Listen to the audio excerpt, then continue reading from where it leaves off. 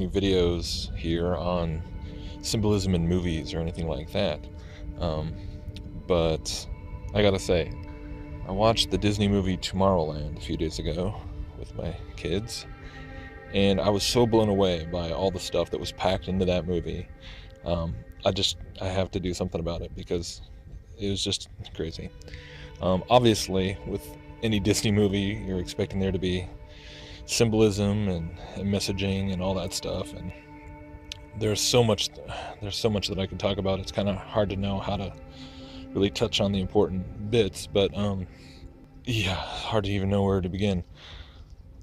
But basically, and I've seen one other video kind of that was actually just breaking down the symbolism from the trailer, but it wasn't the person obviously hadn't seen the whole movie yet, so there's like so much that could be said about this movie in terms of its overall message and fixing the future and everything like that.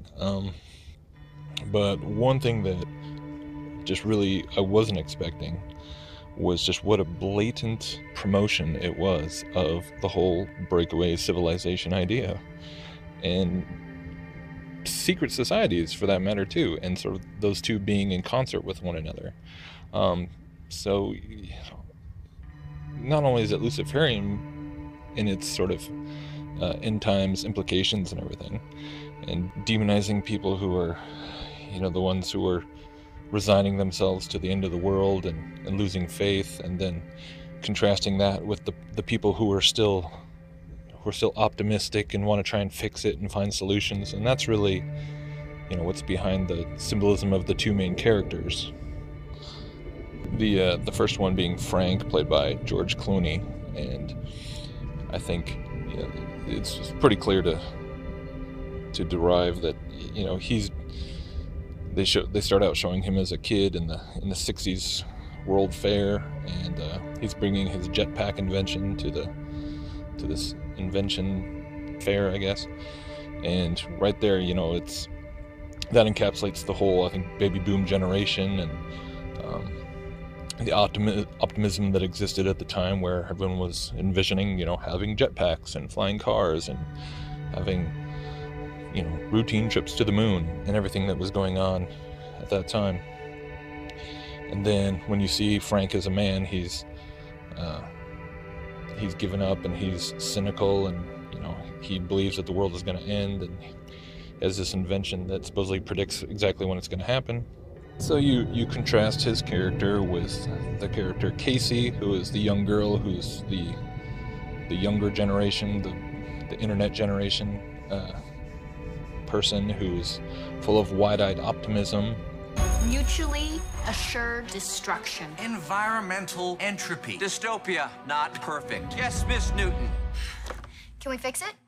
And it was interesting too, because right away when they started introducing her character, the NASA space meme starts coming in, and her dad works at NASA, and she wears a NASA hat, and they show a picture of her as a little girl where she's looking up at the sky and naming all the different stars, and they ask her, well, why are you so interested in the stars, honey? And she says, because I want to go there. And they're like, well, what if you get there and there's nothing? And then she says, well, what if there's everything? And I was just like, wow, here we go. Here's the whole space. Where are they going to go with this? And so it starts out there, and as she moves along, and she meets up with Frank, and she's given one of these pins, right? And that's a whole analogy of getting tapped on the shoulder by the secret society, by the breakaway civilization, right? The secret occult knowledge that's been being developed behind the scenes, and it's being developed in another dimension, no less. So as soon as you start seeing all that, of course my attention was incredibly piqued, because at one point she and George Clooney, they teleport to the top of the Eiffel Tower in Paris, and then George Clooney explains how. And then in this little room at the top of the Eiffel Tower, there's these like 4 wax figures of Jules Verne, Eiffel, Edison, and Tesla, right? And Frank is explaining how they were the premier cat, which is French for the first four. So it's explaining like these guys were the starters of this whole secret society, technologically based breakaway civilization, right? So these are heroes, and obviously it's painting as a good thing, right? And so then he throws in some device, and it transforms this room that they're in into this ancient sort of steampunk rocket ship, which they blast off, and they're going into space. And then the rocket ship turns around and comes back to Earth, and then wouldn't you know it, instead of going into space, where do they go? Into another dimension where Tomorrowland is. So it's just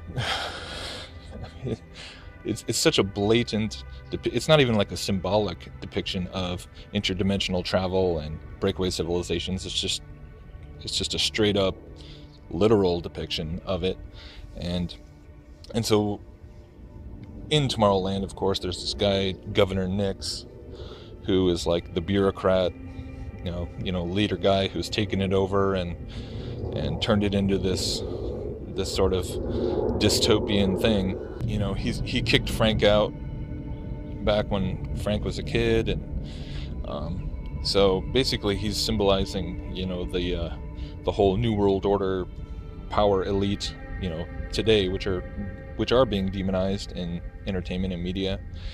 And this is where it fits into this whole meme that you will hear within the truth movement and everywhere else time and again, where it's this idea of that, you know, the goals and the aims and the technologies and the secret occult knowledge that the elite are using isn't bad in itself. It's just the way that, you know, it's been commandeered and used for bad purposes, right? Most of you have probably heard this idea, and it's being represented right there. So General Nix Tomorrowland's not the problem. It's, you know, this evil this evil Governor Nix character, right? So the whole idea is that they have to take Tomorrowland back and use these technologies and use it to save the world rather than doom the world and abandon, you know, the whole of humanity. So yeah, I guess I was just really blown away by just how blatant it was, where they were just promoting this meme. And in here, you know, in within this one movie, you have so many different components that we've seen again and again and again. You know, the use of interdimensional travel and portals, which is just everywhere in movies and TV and cartoons. I mean, children's movies and cartoons are just full of portals and interdimensional travel. If you have a child under 5 and they watch cartoons or movies at all, they almost certainly know what an interdimensional portal is. Even if they don't know the term, they'll recognize it if they see it. And so that's in there. And of course, to me, it was most significant because here again, just like with other movies like Interstellar and so many other ones, it's combining it with the space exploration meme, right? Where, because they never actually go to the stars, right? Where do they go? They go to another dimension. So it's perpetuating this idea of the breakaway, the secret space program and the breakaway civilization really being about interdimensional travel rather than going to another physical place in the universe, right? Because they never go to another planet or anywhere. It's all about dimensions. And then of course you have the AI, artificial intelligence meme in there with this little girl who's a robot, but you know, she had this sort of child relationship with Frank when he was a boy, and then he got hurt and got all bitter at her, and then as an adult at the end of the movie they kind of make amends, and she talks about how she has feelings for him. And, you know, how many times have we seen that now? So of course that's thrown in there.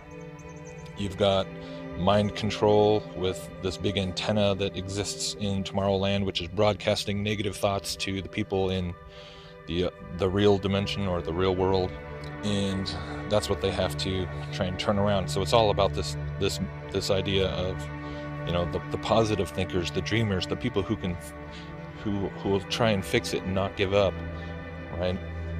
It's the whole idea of like saving ourselves, right? This is the Luciferian doctrine. This is Luciferian dogma of being our own saviors, of saving ourselves. And all we need is the tools, all we need is the technology, all we need is the the occult knowledge that's being hoarded away from us, right? We need access to it, and then we can use it to save humanity and turn it all around, and make the utopia that we all dream about. So it's completely Luciferian in its message, and totally factors into all these questions of cosmology and flat Earth, and what's the secret space program and the breakaway civilization all about, and the occult. I mean, the whole symbolism of just the little pins, right? These little pins being this mysterious thing of, well, what does it mean, and how do I get in? And when she first gets one of these pins and she touches it, she's transported to where she can see Tomorrowland off in the distance. She's in this field and she can see, this is basically the Disneyland castle rendered with like futuristic buildings and things. And she can see it, but she's not actually there yet. And so it creates this hunger in her to want to get there, and that's what sends her out on this quest to try and find the answers and how to actually get there. And I mean, that is just so occultic right there. It's like, I don't even know how to put that into words, but crazy symbolism. And it just really all fits together. Like, it just brings it all together. All these pieces that we see being promoted in the media and in entertainment, and just bringing them all together in this, quasi-scientific, scientistic convergence, right? Where this is the utopian vision of the last days, right? Of the Great Deception. We're seeing this is the message of the Great Deception right here, of saving ourselves and using technology to, create heaven on earth. And it's all right there, and of course it's made to look all white and shiny and gleaming and amazing, and that's the whole point, because that's being contrasted against the dark, evil, greedy, corporate powers that be right now. And if you can't get your head around this, then I don't care how much you know about conspiracies and the ruling elite and all that. If you buy into this message that we can save ourselves and we just need to get our hands on whatever they have, well, then you're buying into the same lie. You're being deceived in the same way that they are. And you have to really, once you compare all these things to what the Bible says, you'll just see how much of it's all part of the same lie. It's all going in the same direction.